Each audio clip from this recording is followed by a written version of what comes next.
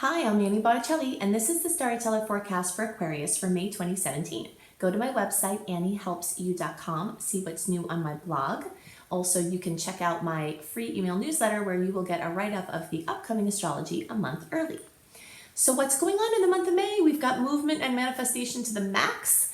This is the time that we've been waiting for, where the personal planets that have been in retrograde or their shadow periods that have been hindering us from moving forward are clearing up. We also have a fantastic outer planet trine helping us with harmonious transitions. So I'm going to go into way more detail about all of the transits that I think are important and what you can do with them. But first I want to give you some pieces just specific to Aquarius.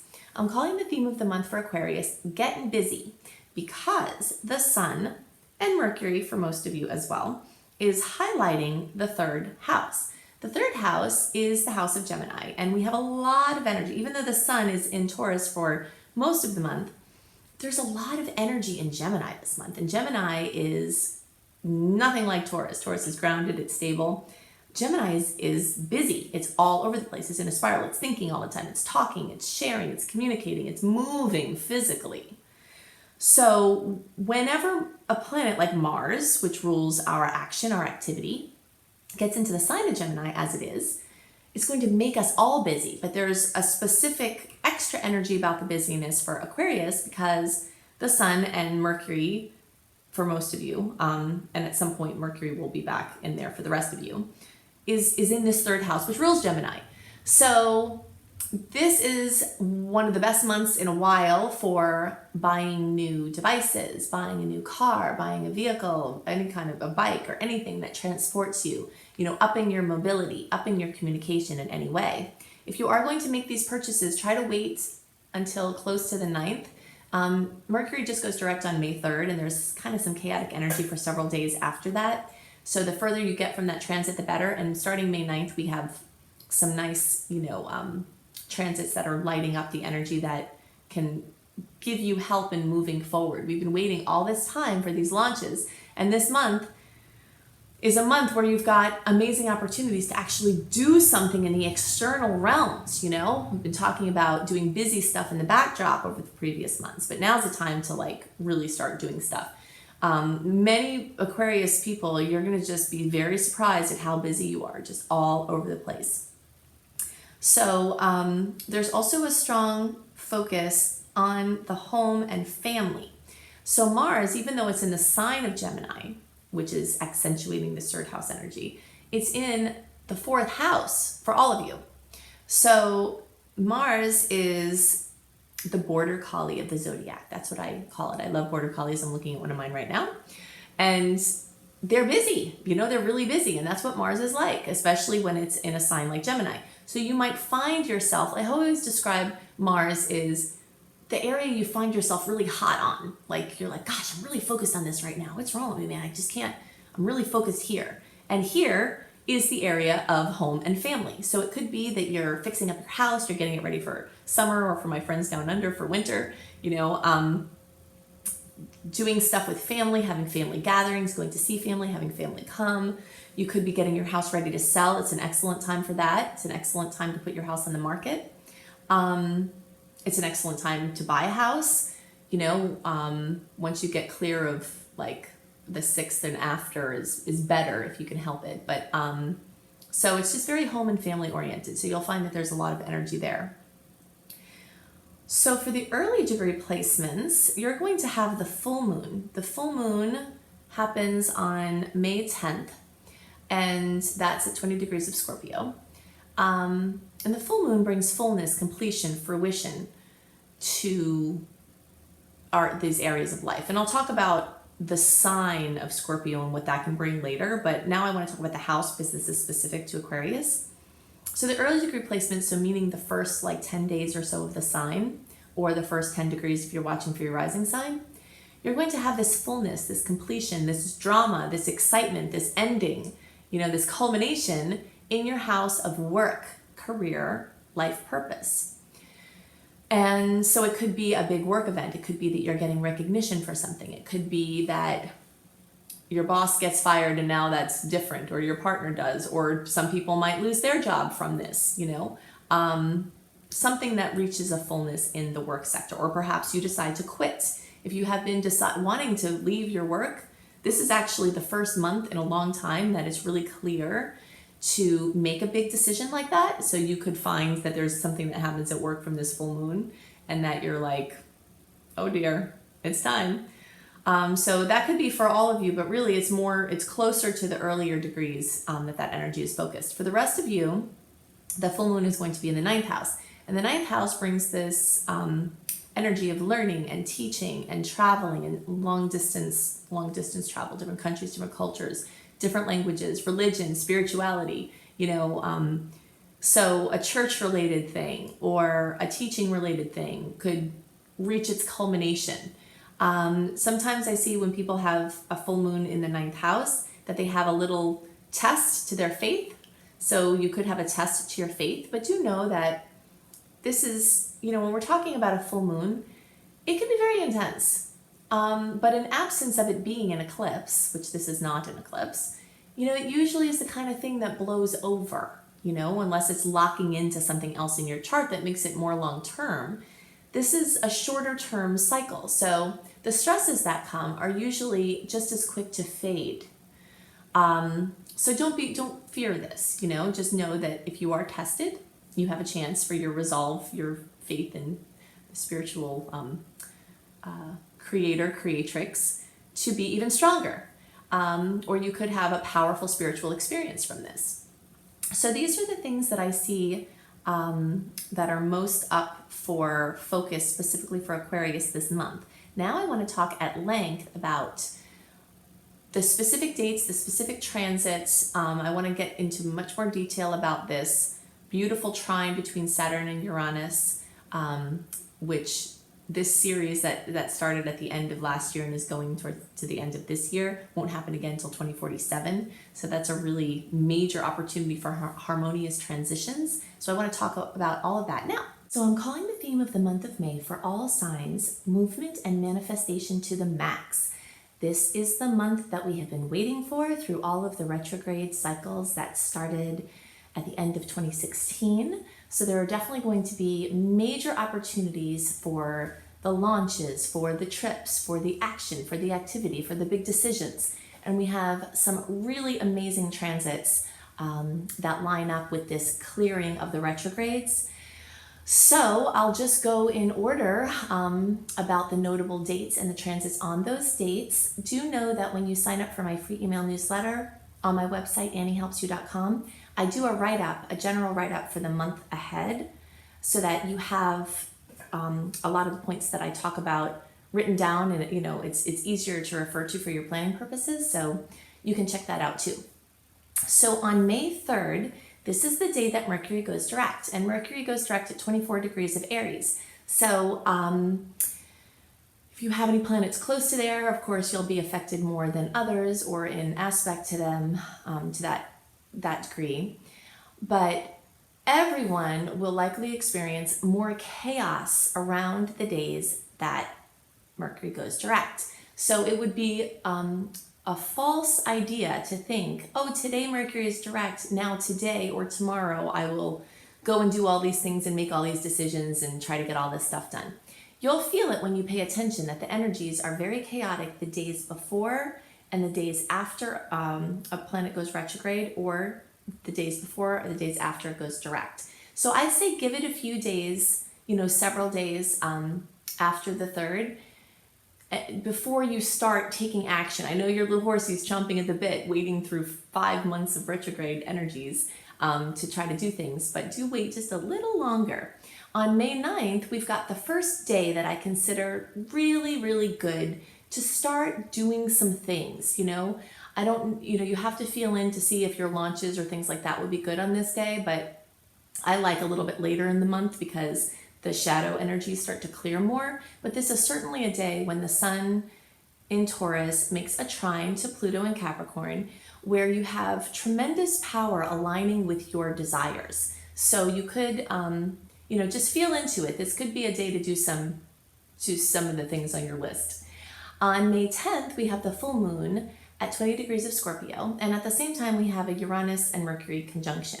So full moons usually bring fullness, completion, drama. Sometimes they bring happy tears, sometimes they bring stress, but there is this fullness, this completion, this coming to fruition of anything in the area of Scorpio. So something having to do with an intimate relationship, a business partnership, a financial relationship or agreement, something with esoteric studies. Many people can have major spiritual transformation that occurs at this time, or insights that occur. If someone is doing research or looking into a mystery, sometimes this energy can bring answers that you've been looking for, that you've been delving deep, searching for. The fact that Uranus and Mercury are going to make this conjunction at the same time always alerts me to watch your head and your brain, because Uranus in Aries, Uranus brings surprises, it could bring jolts. Mercury is like your movement, and it just always behooves us to guard your head, especially during this time, especially since the full moon is bringing excess of drama and emotions. And sometimes, everybody knows that people get a little more crazy at the full moon, right? Even people that don't believe in astrology know that that's true. So I like to leave a little space around the full moons so that whatever comes up, you can be fully present for them. So that's May 10th, the full moon in Scorpio. On May 11th, we have a square with Mars in Gemini to Neptune in Pisces. And so how I see this energy coming together as a potential is information overload, action overload, things to do, just kind of energy and movement combining with chaos and confusion, so this might be a day to step back. I always like to remind you that even though I give you the dates of the transits, sometimes we feel the energy of the planets coming together on the days before or the days after the actual transit. So you really need to feel in with your intuition if a day is good for something. Just because we say today is a good day in the cosmos, if you're having a bad day that day and things are not flowing for you, maybe you don't want to align with trying to make a big decision or do something on that day just because it happens to be a quote good transit. Sometimes you'll feel the good energy days before, so if you're feeling it, everything is aligning. You don't have to necessarily wait for the exact day the transit happens. If it's a positive transit, you can take advantage of that energy when you feel it beforehand as well. So I just wanted to point that out. So this Mars in Gemini and Neptune in Pisces aspect could bring some action and information overload. So just kind of draw back a little bit. That is the other thing to know about this month. Although there are definitely energetic clearings going on, the planets are going direct that were retrograde, the shadows, or at least Mercury is, the Venus retrograde shadow transit is going to be over this month. We'll talk about that later. Mercury retrograde transit or shadow will be over later. There's this clearing out going, kind of opening up some room for action and things to happen. But this energy is interspersed with these little challenging moments. So you really just have to feel your way through to see which is a good time to do what and to take best advantage of the good energy when you're feeling it. Okay, so also on May 11th, Mercury in Aries is going to make a trine to Saturn and Sag. And so this energy is really good for good news and forward movements, especially on long-term projects. So the fact that it's so close to the full moon and this other aspect with Mars and Neptune, you just have to feel your way through. Feel when you're feeling that good energy flowing, then jump on that and take your actions at that time. On the 14th, the nodes, I started talking about the North and South node in transit last month in the April report. The North node in transit shows us keys to our highest expression. And right now, on May 14th, the nodes change to the polarity of Leo and Aquarius. And so when the North node is transiting in Leo, it's pointing for all of us to have more energy towards following our bliss. That's what Leo energy is about, is living in this constant manifestation of these true desires. A true desire is not necessarily a chocolate cake. Or a purse or something like that. The true desires, the ones that spirit wants for us, aligns for us. And who knows, maybe a purse or a chocolate cake could be part of that if it's part of something bigger for somebody. I have no judgment on the desires. We just have to be careful that addictions don't cloud the way of true desires that spirit wants for us, you know? So when we really, really, really want something, it's usually because spirit really, really wants that for us. And when we align our energies with where spirit is directing us, we become an unstoppable force for manifestation. So with the transiting node moving into Leo, we're all going to have years of support for following our bliss. It reminds me of the quote by Joseph Campbell. If you haven't studied his work, he's amazing. He basically, this is, loosely, he talks about how when you follow your bliss, doors open that weren't there before. Not even doors necessarily that were closed, just like doors open from places where there just weren't any doors. When you follow your bliss, you align with that energy, you supercharge yourself for manifestation. So this is really good news for me for assisting everyone in following that bliss, because the universe is really supporting this at this time. So on May 18th, we have a nice angle between the Sun in Taurus and Chiron in Pisces. Chiron is an asteroid, it's the wounded healer. And it talks about how our weak spots can actually be our greatest strengths. So when we have a nice angle here, it's showing us that we have a chance to easily convert a weakness to a strength. That's what Chiron to me is all about. So when you have something at a nice angle to it, it means that conversion can be relatively easy. When you have Chiron in a challenging angle, then that conversion can be a little bit stressful. But this is like a nice little sweet spot here, in the middle of the month, where something that was serving to hinder you actually serves as your springboard. So around May 19th, we have this amazing long-term story, beautiful aspect between Saturn and Sagittarius and Uranus and Aries. So we've talked about outer planets, how when they get together, they create these long-term challenges, which could be opportunities or just straight opportunities. So this is just straight up opportunity for harmonious transitions. The first time Saturn and Uranus came together in this configuration in recent times was December 24th of 2016. So here now, May 19th, is our second run of this story. And then the third run they'll connect again on November 11th. And they won't come together again like this until 2047. So this is a really rare aspect, and it is one that is a theme for the whole year from the end of 2016 to the end of 2017. And this month of May, and actually for the end of April, all of May, and almost half of June, Saturn and Uranus are in this amazing close proximity that's just opening doors, just like we were talking about for following your bliss. So it's really supercharged. And so the energies are also both in fire. And fire means action. If you know anyone or you have a lot of fire energy of your own, this is an action-oriented energy. Like, what are we going to do? How are we going to do it? Let's do something. So when you have these outer planets in this wonderful aspect, they want to help you do something really big. So this is the type of energy that's amazing for all huge transitions, like major crossroads. Changes in all areas of life are very much supported. And now that we have the personal planet retrogrades clearing up, it's really opening up the way for these changes that have been pending to really start to manifest. The same day, May 19th, we have this opposition with Venus and Aries to Jupiter in Libra.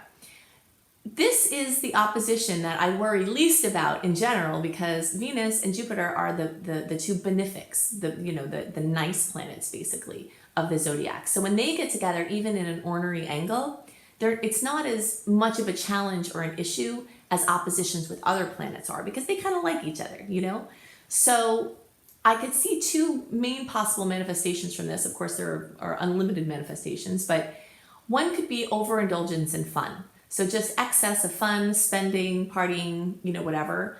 That is more common at this time, just having way too much fun.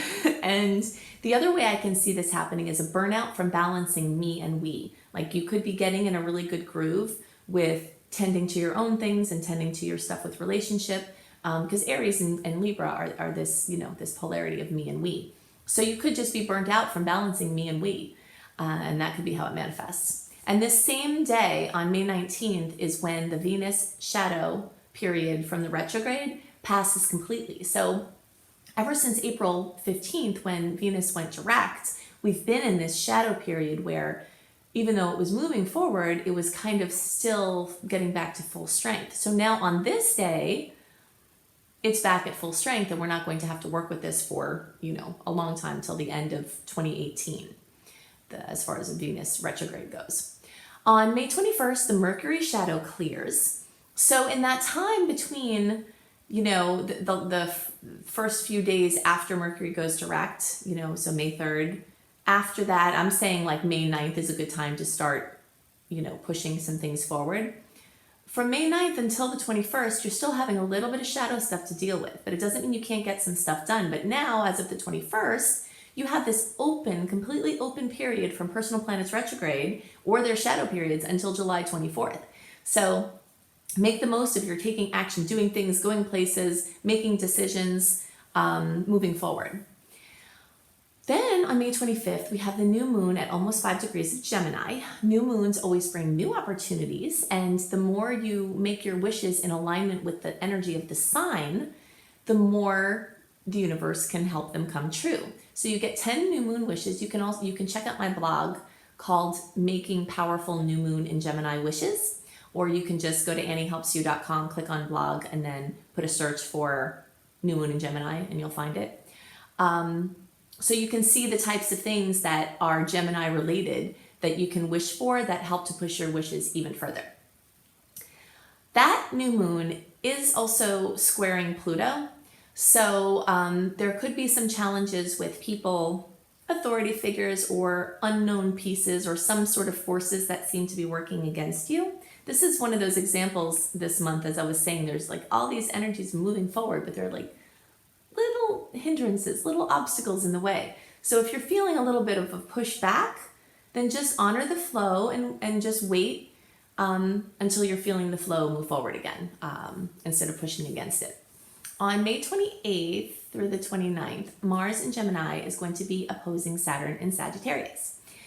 So this could be another one of those hiccups in progress where, Saturn, this taskmaster, comes in and opposes Mars, this planet that wants to move forward and take action. It's like a little bit of, hey, you have to do something with your responsibility here, or here's a little piece you didn't keep up with that you have to take care of before you can continue spiraling forward. And it is very much a spiraling energy because the energy of Gemini moves in an upward spiral. So you'll notice this month is just full of, even though we have energy in Taurus as well, which is more grounded, there's more of a predominant energy in like the Aries and Gemini, which is like making everything spin, busyness, lots of information, lots of talking, lots of thinking, lots of doing, lots of going places.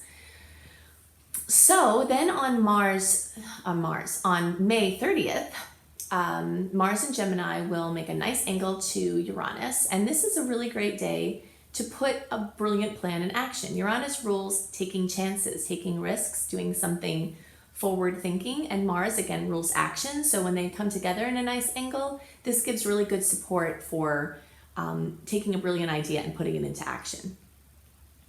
On the 31st, Mercury in Taurus will make a lovely trine with Pluto in Capricorn. So this is like grounded action fueled by emotional or lesser seen support.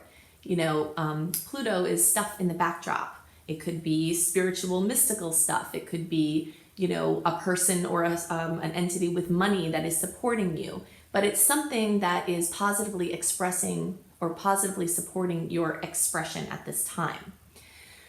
So these are the things that are most on my mind. Again, the theme this month is movement and manifestation to the max. I hope that this helps you to take more advantage of the opportunities that will be at play this month. If you haven't already signed up for my free email newsletter, then definitely do that on my website, anniehelpsyou.com, because you get the write-up of the month that's coming. I always send that out a month early, just like I do the horoscopes a month early, so that you can prepare. And some people need to see things more than just hear them, and that written report will give you information in a visual way. Also, I might have some slots still open in my Creating Successful Online Business if you'd like to be free from your geography. I'm not yet enrolling for my astrology apprenticeship program and my coach certification course, but it's coming soon when I will be. So if you think you might be interested in those courses, they do fill up quickly. You can go to my website and click on AnnieHelpsYou.com, click on Work With Me, and send me an email through where it says this class is full and in progress. If you send me an email through there, I'll put you on the list to have first chance at open slots when they come, if you're really interested in working with me. So I hope you have a wonderful month, and I'll see you next month. Bye.